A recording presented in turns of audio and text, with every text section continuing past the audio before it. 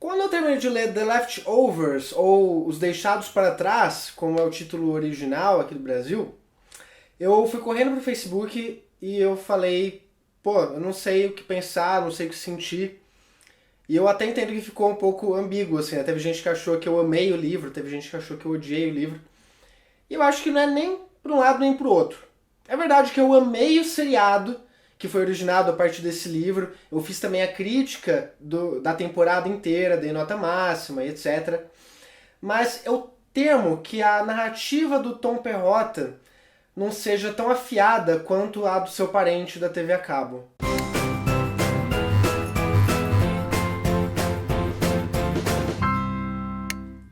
Eu não posso ser injusto, porque a premissa tá toda aqui.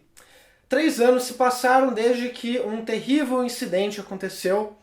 Muitas pessoas simplesmente desapareceram. Pois é, você está aqui conversando com uma pessoa, de repente, puf, de repente estou aqui gravando um vídeo, aí puf, né, ia ser muito louco, a pessoa ia achar o quê? Que foi um efeito especial, mas não, eu simplesmente desapareci.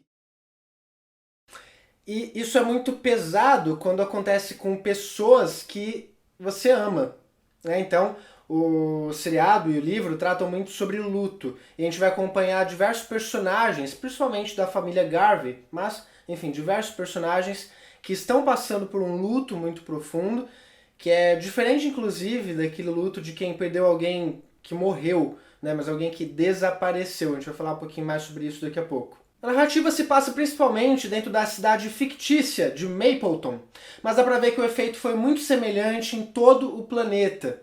Então, enquanto várias pessoas chamam o evento de partida repentina, né, encaram como um desaparecimento misterioso e que não tem, apesar de não ter explicação científica, muitas pessoas ignoram os pecados, né, eu coloco até entre aspas, porque né, é uma concepção cristã e tudo mais, então, mas mesmo aos olhos das religiões cristãs, muitas das pessoas que desapareceram eram sim pecadoras, e mesmo assim muitas pessoas acreditam que se tratou do arrebatamento, então elas acabam se unindo a diversos cultos, tem culto para todos os gostos aqui dentro, mas essas pessoas que se unem a esses cultos, né, essas pessoas muito religiosas e que continuam com sua fé inabalável, acreditam que foram abandonadas por Deus. Então, The Leftovers, né, que são os deixados para trás, os abandonados, o resto, é encarado dentro da narrativa de diversas maneiras. Existem nuances da narrativa a esse respeito, mas infelizmente aqui no livro isso não foi muito bem explorado.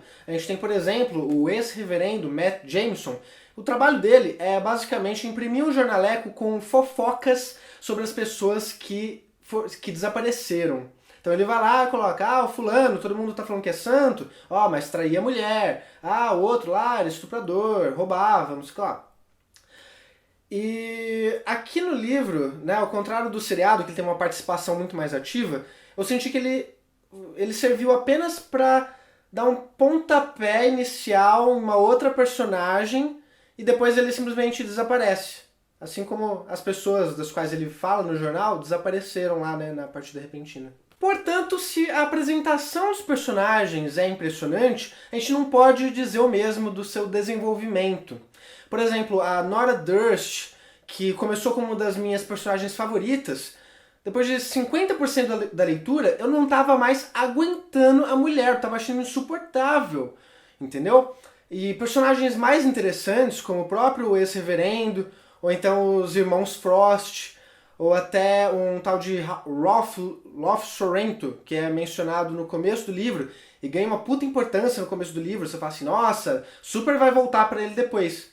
Não, eles simplesmente não são mais mencionados. Eles ficam mais apagados do que os personagens que desapareceram antes do livro começar. Enquanto isso, acompanhamos o prefeito Kevin, que é um cara moralista, enfadonho, a mulher dele, que é uma fanática que parece legal, mas no final das contas é só uma fanática, a filha dele, que parece uma revoltada, super da hora, mas é só uma adolescente sem personalidade, e o filho dele, que parece super legal, gente boa, altruísta, mas no final só tá apaixonado e fazendo todas as coisas legais em nome dessa paixão, que é platônica. E eu não tô aqui para falar que a leitura é parada, cansativa, nem nada disso. Sabe, eu adoro a criatividade do Tom Perrotta E eu devo dizer que eu virei as páginas avidamente e terminei o livro querendo mais. Só que eu preciso explicar, talvez, o motivo pelo qual eu fiquei um pouco insatisfeito com esse final. É importante que se saiba a diferença entre história e narrativa. Por exemplo, Harry Potter, que todo mundo conhece. A gente tem a história completa do Harry Potter nos 7 livros? A gente não tem. Né? Seria muito longo, muito cansativo, mesmo se não fosse um livro infanto-juvenil, uma série infanto-juvenil. O que a gente tem é a narrativa sobre um jovem superando e até vingando, né, a morte dos pais. Dito isso, livro nenhum conta a história completa de alguma coisa. A gente sempre fica resumido a uma narrativa que serve para provar um ponto, ou demonstrar um ponto, ou qualquer coisa que seja. Então, eu quero deixar claro que eu nunca quis saber por que ou como a partida repentina aconteceu. Isso não interessa para a narrativa de The Leftovers. A narrativa de The Leftovers é sobre como as pessoas lidam com a perda, e não sobre por que as perdas acontecem. Então, não é pela falta dessa informação, já digo para vocês, não tem essa informação aqui, não é por ela que eu fiquei insatisfeito com o final. O motivo pelo qual eu fiquei insatisfeito com o final é que a conclusão é muito simplória perante a complexidade geral da coisa. É como se as mais de 300 páginas aqui dentro servissem apenas para zombar do senso de propósito humano. Os personagens começam o livro buscando um senso de propósito que foi perdido pela aleatoriedade dos desaparecimentos e acabam ou assumindo sua mediocridade e abandonando a busca, ou então fabricando um senso de propósito que é completamente incoerente. Eu não sei se eu fico feliz ou triste de saber que esse aqui é um livro único, portanto sem continuação prevista, mas é por essas e outras que eu admito que realmente gostei mais do seriado. Então, vida longa a Damon Lindelof, que está produzindo uma bela e melhorada adaptação.